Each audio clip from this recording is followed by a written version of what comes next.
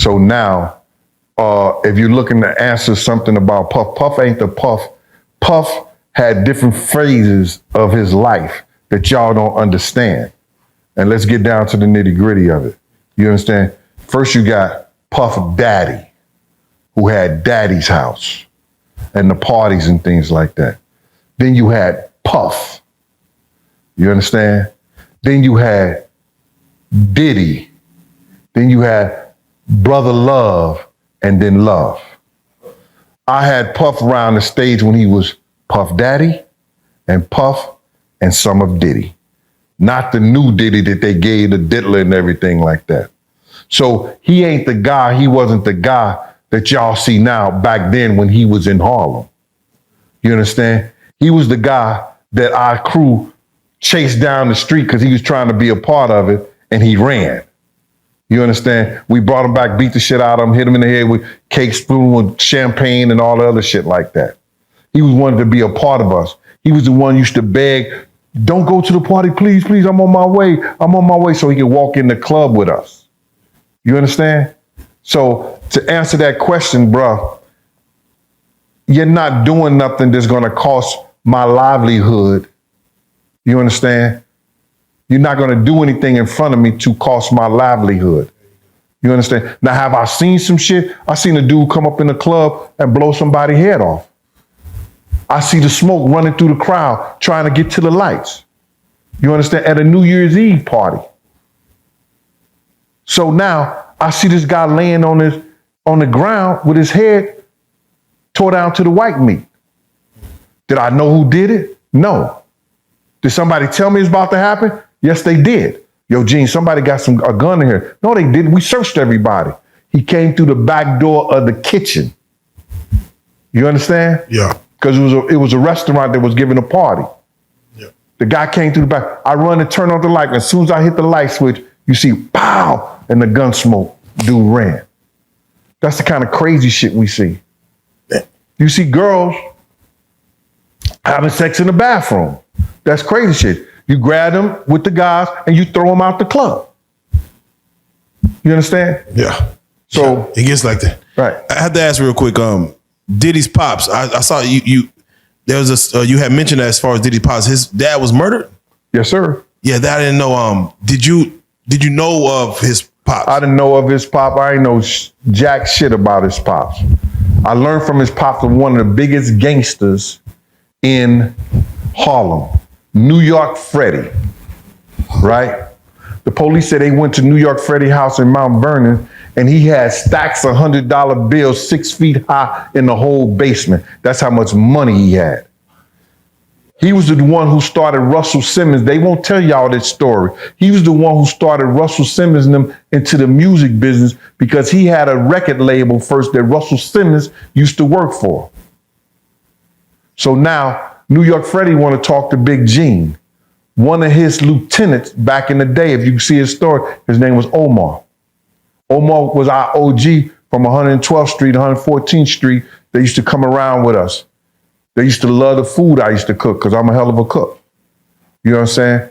So now Omar said, yo, New York Freddie want to talk to you, Gene. I told him he used to bodyguard Puff because he want to talk to Puff and tell Puff the real story about his father. So I said, yeah, all right. So I'm like, New York Freddie. I knew my history. I knew what New York Freddie was about. So I went and took a meeting with New York Freddie. He said, New York Freddie said to me, he said, yo, man.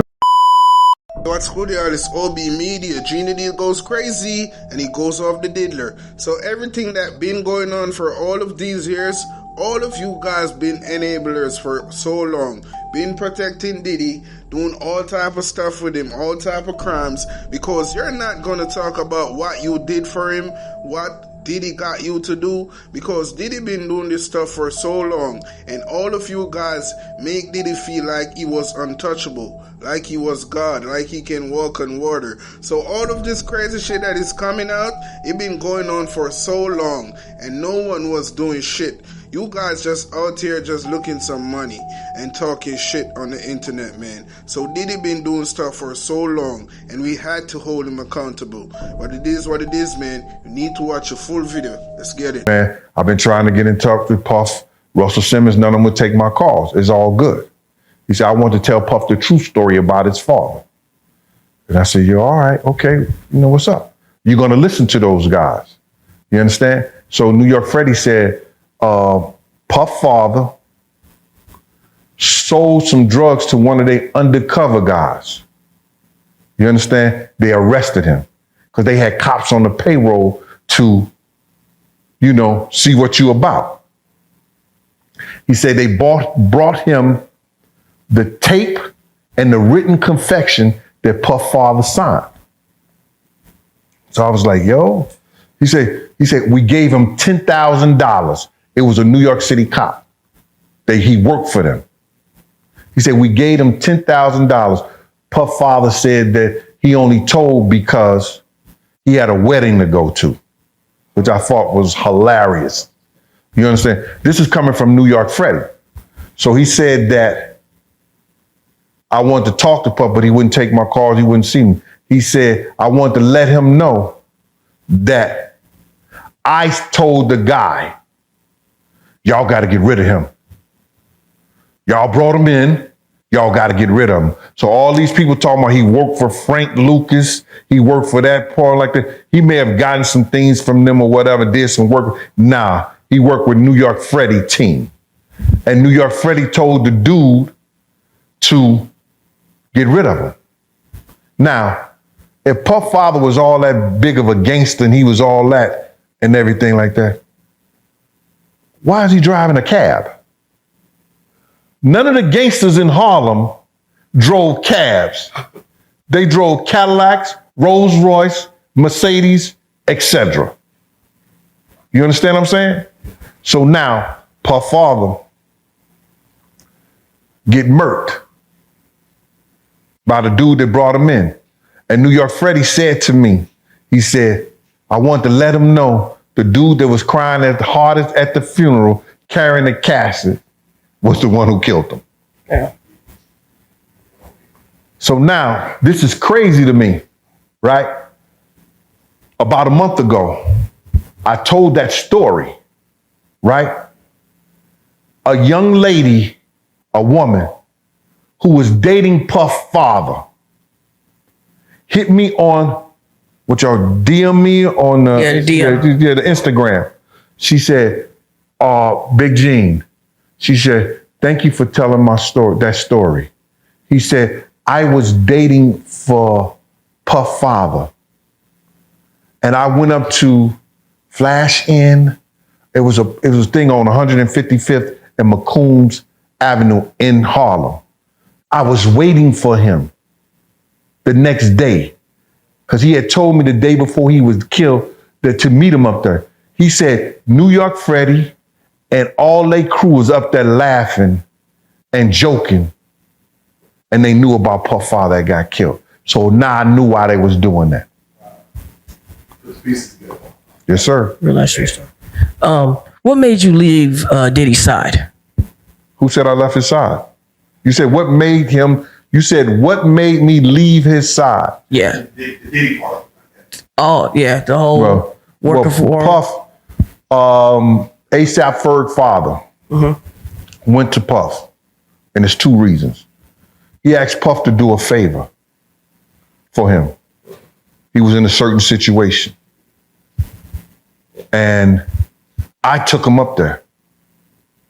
I had $10,000 of Puff money in my pocket because we had left North Carolina. He was going somewhere and he didn't want to take the money with him. And this was about 2 weeks later. It was a week before my birthday, like 4 or 5 days before my birthday. D said, yo, I want to go up to the office and talk to Puff. I said, all right, come on, I'll take you up there. So then he went and talked to Puff. He had some designs. He was one of the best designers in Harlem. He had a clothing company on 145th Street. And, Oh, wow. Yeah, that's ASAP Ferg father. Yeah. So now, I know he was real heavy into the yeah, he the one designed the Bad Boy logo. The baby. Yeah, and he designed the old Uptown Record logo too. You know what I'm saying? So this guy was incredible. The people used to come and steal his designs and mass produce it. He was the one who put all the things. You remember you ever see The patches? the patches and stuff on the jacket, on the arms and stuff. He designed that. He was the one who started the painting of the sneakers. They made a documentary about it, right? Nah, somebody stole his shit and did all like that. He was the one who started. He was the one who was putting Gucci, Louis Vuitton on the cartoon characters and selling the shirts. That was A$AP Ferg's father. So now I take him up to Puff. He got all these designs. He say, Puff, I need this money, man. You know what I'm saying? I ain't gonna tell you the situation, but I'm gonna let you know it was some street shit. Now, this is the dude when Puff lost his job at Uptown Records and he couldn't pay his car note. He couldn't pay his rent. He got $3,000 from Mike Cock. You know what I'm saying? And this dude named, they call him Mike Sessions now because he's grown, he older. You know what I'm saying? But he was known as Mike Cock back in the day. He got $3,000 from Mike Cock. D. Ferg gave him money. This new Puff was talking about committing suicide. I said, well, let him. You know what I'm saying? Week, let him. You understand? So then now he gave this dude a lot of money because he was collecting money from the same gang dudes to make sure Puff could pay his rent, pay his car note, and survive until he got with the butt naked guys, you know, Corey, Wolf, and L. That was a crew called Butt Naked. You know what I'm saying? He got with them. They gave parties, bro. Yeah, I'm just, bro, I'm not tripping on, you know, we have some crazy names back here. Like, there'd be like, in Dallas, it'd be like Smash Head and Pumpkin Boy. It just, the names that like old school, like OGs used to have back in the day just always it was butt naked. And they logo, a booty ain't a booty unless it's butt naked. Amen. All right? Nah, for real. So now he got money, gave Puff and everything like that. He went up and asked Puff for lazy money like that. Now I could have just gave him that money I had in my pocket because Puff had completely all about it, forgot all about it. Never asked me the 2 weeks he was back in town and nothing like that. Because I only had Puff on weekends, Friday, Saturday, and Sunday. When I get off work on Friday, you understand, they'll call me, yo, Gene, you got Puff? Yeah, I got him. You understand? Saturdays and Sunday, I have them all day. You understand? Those was my days. So now, D asked him for the money. Puff said, I don't think I could do it. So D left out the office. I said, D, wait here for me outside. I said, you ain't gonna give Puff, you ain't gonna give D that money, dog? He was like, nah. He said, Gene, I can't do it. I can't do it right now. I said, well, here go your 10,000 that you get. He said, 10,000? I said, yeah, you gave it to me 2 weeks ago. Here, gave it to him. He said, you tell D about that? I said, no, that ain't none of his business. Wait, Puff was I don't want to say broke, but struggling artist. This is when he became, he was on now. Okay. This is some time after. This was after the city college. See, I gave you the time when after the city college, he lost his job. Nobody was effing with him the whole 9 yards. Then he went to that whole period where the dudes from Butt Naked, Wolf, L, and Corey, gave him the money to start up Bad Boy so he could keep Big, Craig Mack, and everything. Then he gets the deal from Clyde Davis. You understand? Now they put out Flavor in Your Ear. Yeah. Do the Big Mac commercial, that Big Mac campaign when he put Craig Mack and Big into that box, in that Big Mac box, that a kid from his label, Mel Love, he thought of that. Okay. Puff ran with the whole campaign and the whole 9 yards. Huh? It's a check. There's a check. So now he's on. He's Puff. You know what I'm saying? So he's on. D. Ferg went to him and said, yo, my man, I need to do this, He said, nah. Out of all the shit D had done for him, he only gave D $1,500 for that design and promised that he was going to look out and take care of him. You understand what I'm saying? That label's known worldwide. That image. Long story short, I gave him his money. I walked out the door. D said, I ain't never ever him ever again, Gene. I said, yeah. So we were straight for my birthday, right? He said, yeah, we straight. I said, you all right? He said, yeah, I'm all right. the next day. Oh, come on, man. Come on, man. Damn. On the 17th of October. My birthday, October the 16th. What? Let me ask you. 2 days later. At that I'm to finish your question. No, please. So now, I'm upset. I'm bitter. You understand? Behind this shit, we're in the office. Puff mother asked me. I'm sitting out by the office. This is Puff door. I got my chair out there. Nobody goes in his office or nothing like that, without clearing me first. So then, Puff mother asked me to go downstairs and get some food out her car. I said, I'm not here for that. What's wrong with you? She said, all these interns and stuff like that. She said, you're the only one that don't do what I asked them to do. And I want to know why. I said, I'm not here for that, Miss Combs. You understand? She said, but if I ask you to do something, she was just going on like that. Puff came out off. Why you always messing with Gene? Why you messing with Gene? I said, I'm 38 in the waist, handsome in the face. You understand? And then he said, leave Gene alone. He said, Paul, yo, I'm tired of this. Paul was the other security. So now I just never went back. That was it. What's your relationship to what's his name? Roger Bonds. I don't have no relationship with him. No relationship. Don't know him from a can of paint. I think he came in as a driver when I was leaving. Right. He started with a driver. I don't have no relationship with him. Now, here's my thing, right? You from St. Louis, you're in Harlem. How did you adapt to that change? How did you just become what you are from being from such a different place?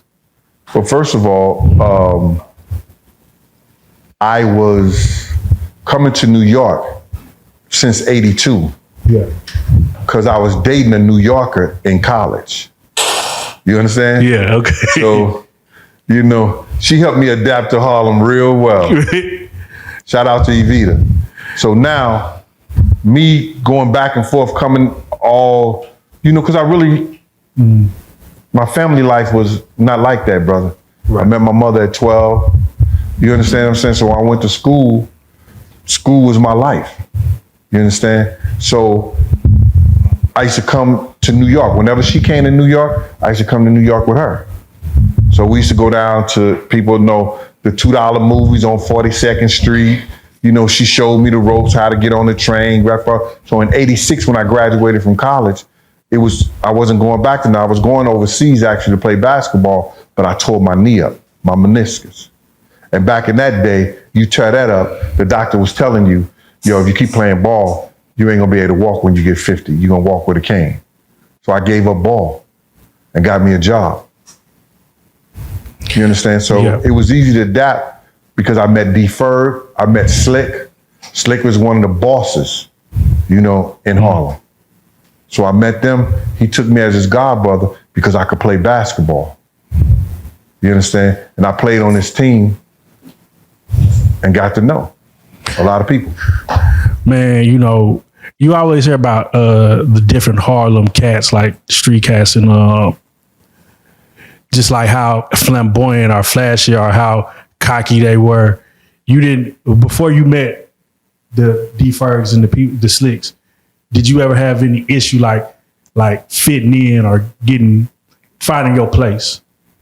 Bruh, I started on the basketball court. And at the time, I was a hell of a ball player. And when you're a hell of a ball player, people adapt to you. They like you automatically. Right. You understand? And then I met Slick the first week I was there. When I graduated on the basketball court. He took me over to play against Alpo's team. He beat Alpo for $10,000 that time. I asked him, I was like, yo, the dude, he said, yo, what you want? What you need, big man? I said, I need an orange juice and some chips. I'm good. He bought me an orange juice and chips. Everybody else was getting 500, 1,000. I didn't know the game. Right. You understand? And then he just brought me in as his god brother. And we have been together ever since. Look, man, at this point, Diddy just bite the hand that feed him. When he go against that liquor company, that is where everything come crashing down. Lawsuits be coming like crazy. His house got raided. They confiscate 1,000 bottle of baby oil, 800 lube, 800 dildo. What was Diddy planning to do? This ninja was the freak of the century, and Ciroc was sponsoring all of these parties. That's why they know what was going on. They were the one that take down Diddy. Diddy was take down. He got a government takedown. He had to go to jail because he pissed off the wrong set of people. So all of these charges, the RICO, the sex traffic, they was trying to take his enterprise from him. They was trying to take Bad Boy from Diddy and leave him broke. But Diddy lost a lot of money since he went in this case. He's not a billionaire no more. Diddy valued about 400 million. So that is just crazy, man. You can go from a billionaire to nothing. So Diddy is just poofed in the air, losing a lot of money. But what he did to Cassie in that hallway, that was some wild shit. And we had to do something about that, man. And you was getting guys with BBC to bang your chick while you watch and masturbate in a corner and be saying, get it, king, do it to her. And then when the guy is finished, you go in the room and she rub the semen on your nipples. What type of inspiration? Why would you do that shit? So I've been knowing that Diddy been gay for so long, because why would you be masturbating in Biggie Smalls' shirt? Man, this ninja got a different type of fetish. Diddy like the dudes that are gangsters. That's why he was so pissed, because Tupac was not going into a relationship with Diddy. That's why he had so much hate for the ninja. He hate Tupac with a passion, man. So understand that this ninja is just obsessed with guys and acting like he's a gangster. Because Clive Davis was Diddy's sugar daddy. He helped him fund Bad Boy. He gave Diddy everything that he needed so that he can be a billionaire, so that he can be a real boss. So everything what happened with Diddy, he was literally working for the devil, man. Clive Davis was a powerful mentor, and he did a lot of crazy shit in this industry just like Diddy. So I understand that he has passed away, and Diddy is going through a lot right now. So when you see a powerful figure like that pass away, and he could not save Diddy from going to jail, it is getting crazy. Algorithm is getting serious, man. So anyone can get their downfall. The game is just getting more sticky. So everything what is going on, they're saying that Jay-Z is snitching on Diddy. He's gonna be the one next to go down. I don't know what is gonna happen about this shit, but more lawsuits are coming, and a lot of people are saying that they're investigating if Diddy got something to do with Tupac getting killed.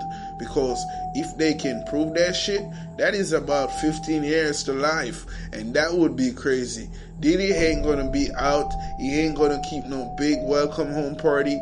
That is just gonna be a big outbreak for the old freaky industry.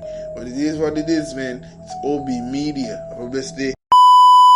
What happened to all of the lies that were being spread about Diddy just a few months ago? Remember they were saying that there was videos of him having inappropriate dealings with Justin Bieber, Usher, Meek Mill, French Montana, TD Jakes? Well, the trial just wrapped up. None of that evidence was ever produced. So it's safe to say that was a lie. Remember the baby oil you was supposed to be laced with drugs, and that when they would rub it on you, you would pass out, and that they would assault you, record it, and then blackmail you into signing bad record deals? That evidence never made it into the trial. So it's safe to say that's a lie. Remember they were telling you that there were all of these videos of children being abused by executives from record labels and politicians? That never showed up during the trial. So it's safe to say that's a lie. The only thing that was exposed during the trial is that Diddy's a freaky cuck. And I'm not here to defend Diddy. I'm here to make a point. How these blogs are able to just lie and make up stuff and embellish. And then now when we find out that it's not true, they just move on like nothing ever happened. which is why you should be very careful if you are following these blogs and these influencers, because understand, you're not getting news. You're getting propaganda. You're getting absolute lies and smear campaigns. Because as a black man, you can make one mistake, and that one mistake you make, they can then amplify it and attach all type of devious, wicked things to you that you didn't even do. But because it's entertaining, because see, if the truth isn't as entertaining as a lie, then the lie will always supersede the truth. Because there's people on social media, the only purpose that they use social media for is to spread lies, is to gossip, is to put their opinions and feelings into things. I'm not here to defend that man, because what he did to Cassie, I believe, is absolutely wrong. But to put all of those other things on this man, and then now the feds couldn't produce any of that evidence. No underage children, no videos of other rappers or entertainers. The baby oil wasn't spiked, and yet no one's saying anything. Everyone just moves on. It just goes to show you how powerful the media is, and you have to understand, be very careful with the information that you consume on here, because most of the stuff that you see are absolute lies and propaganda.